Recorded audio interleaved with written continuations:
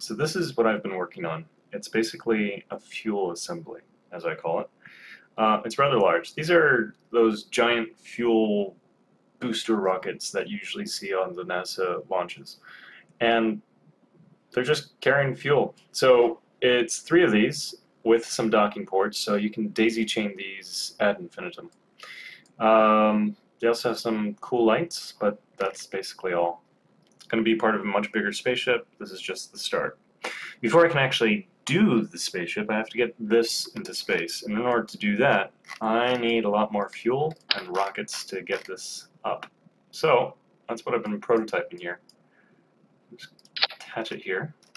This is one of three, well, staging rockets. I've got three main engines down here. These are the biggest ones you can get. Then this is a medium-sized rocket. And the fourth one is exclusively for space, much more efficient. It's going to start with these two fuel-only payloads, exhausting and dropping, that will feed into the main rockets. Once the main rockets deplete their fuel, they drop, and you're left with this higher altitude engine, and at that point this will still be at full capacity because of the network of fuel valves that are running along this. So it goes from A to B to C and then to the last one here. So before we actually get this into space, I need to prototype it. I've got a bunch of clamps here and I'm gonna see if it flies. So here it is outside on the launch pad. And before I get started, I want to just point out the staging over here on the left. Now, if you've played this game, you know exactly what this is. But this is the staging. It starts from the bottom, works its way up. I'm going to test how this rocket is going to launch without actually launching it into space. So a lot of these clamps are going to stay in place. But just to explain one thing, I want to be able to cut off these two larger engines without actually down throttling. The best way I figured out how to do that is to not directly connect the engines to the massive fuel canisters, but to indirectly connect them with a smaller payload of fuel. Here on the side, I've got an attachment, and it's sending fuel from the large container to the small one.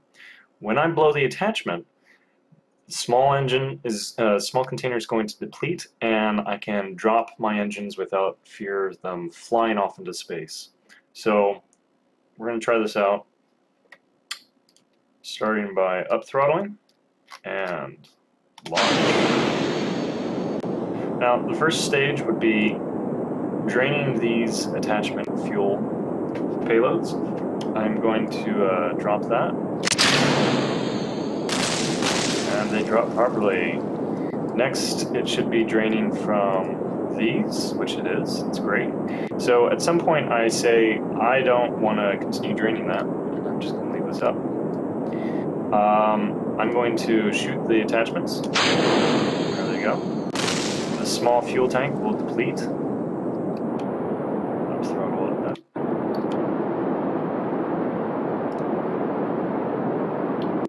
And engine cut off. Drop those engines safely. I'm left with the one engine that's still burning, and it's pulling off of the side tanks, which is perfect. So now, at some point, I just need to drop the extra weight, and I'm left with one fuel payload. Unfortunately, I'm going to hit space before I run out of fuel. I've tested this before, so I'm going to, again, drop the fuel line. It's going to deplete from the smaller tank.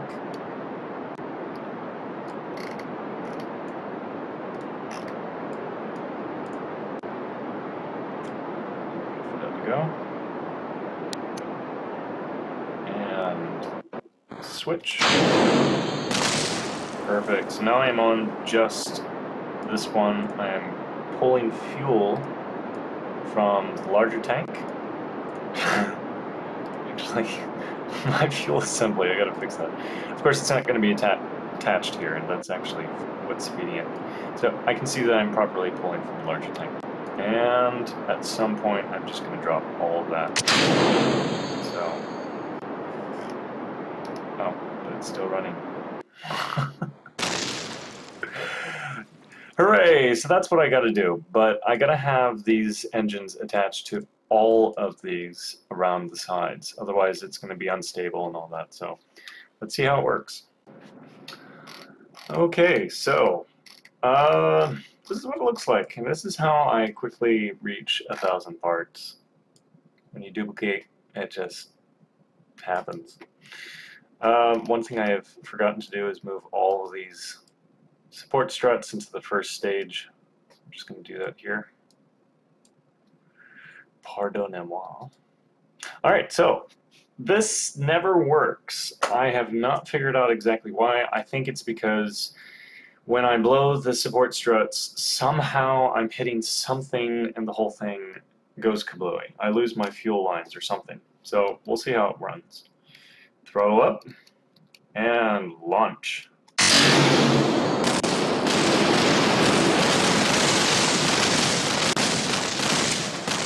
Yeah, like I said, that's pretty normal. Dang. Let's try that again. Alright, this time I've fixed the support strut setup, and I've also set up some structural braces between these two sections, and that's mirrored everywhere, so hopefully it sticks together. Let's try it again. Throttle up. Hooray! Crap, mention. Which one? One of those. There it goes. Dang it! No!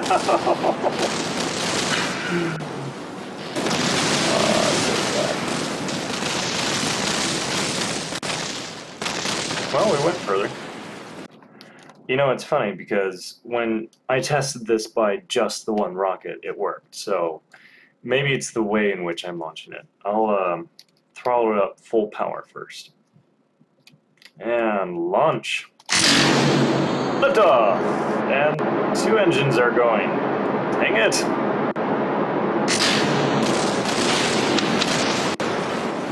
Well, that's good.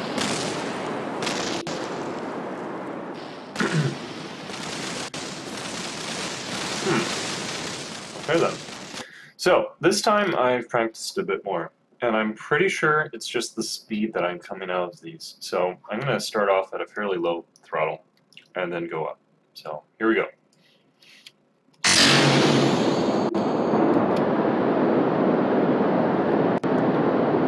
More clear. Woo. Ah, dang it! What? That is so random.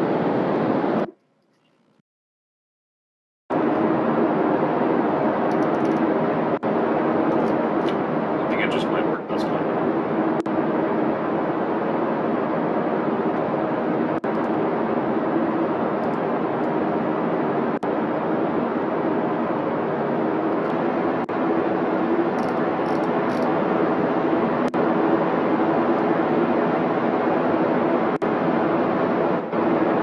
I think it's going to work.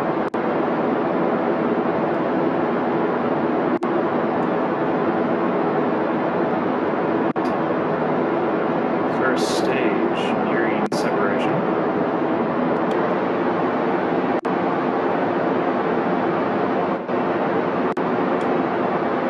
And drop it. Crap!